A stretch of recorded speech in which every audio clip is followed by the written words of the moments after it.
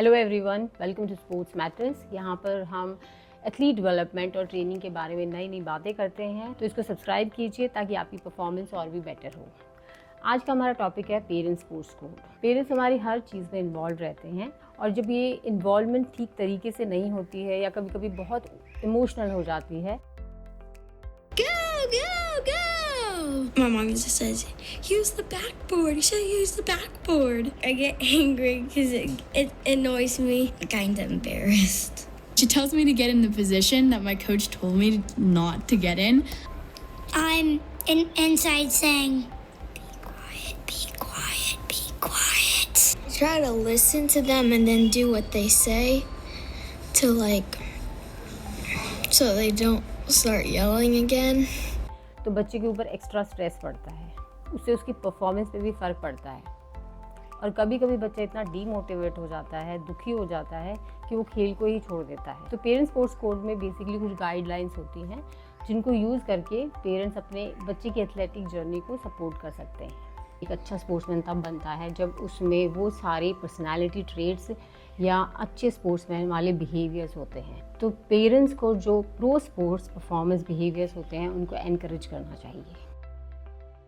खेल को बच्चे की ज़िंदगी से बड़ा ना बनाएं और ना ही बनने दें। उसको कभी भी ये नहीं लगना चाहिए कि उसकी ज़िंदगी एक छोटी सी जगह में सिमट के रह गई है। तुम कुछ और मत करो, तुम सिर्फ खेलो या दूसरे बच्चों से कंपैरिजन ना करें।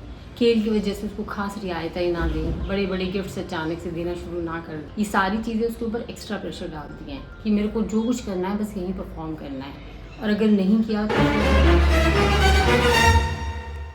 तो खेल से रिलेटेड या पढ़ाई से रिलेटेड उसके जितने भी काम हैं वो उसको अपने आप करने दें। ज़्यादा से ज़्यादा बड़े छोटे के साथ बर्ताव करना है या घर में जो भी छोटी छोटी रिस्पॉन्सिबिलिटीज़ हैं वो उसको ऐसे ही चलते रहने हैं।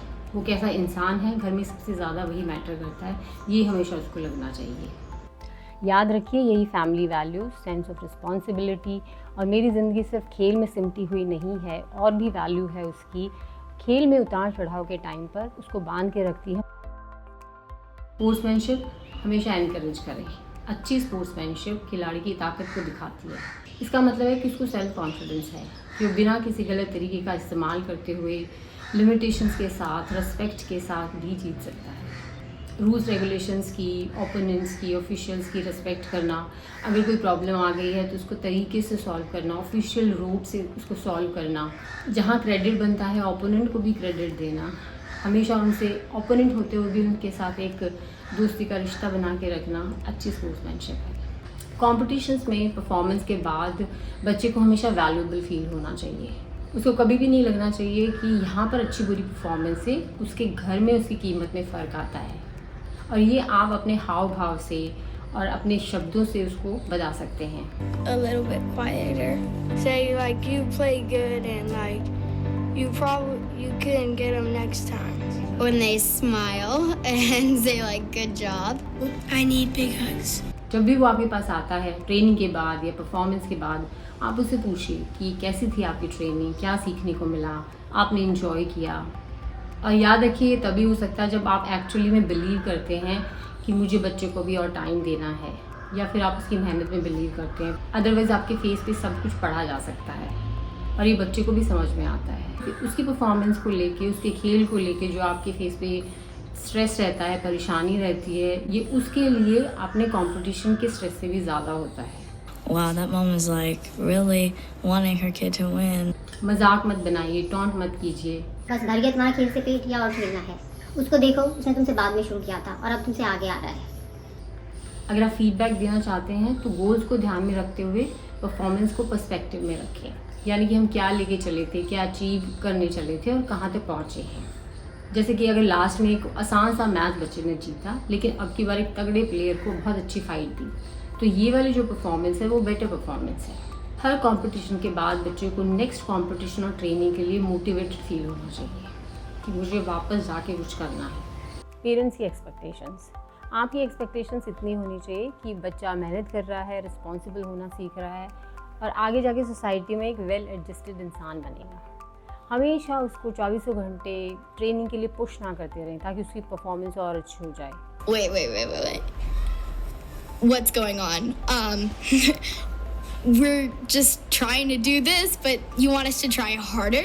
Well, I am. I'm not going into a game not trying my hardest. That इससे उल्टा भी हो सकता है, जो भी उसके ट्रेनिंग रूटीन में है, शेड्यूल में है, उसी पे बने रहें।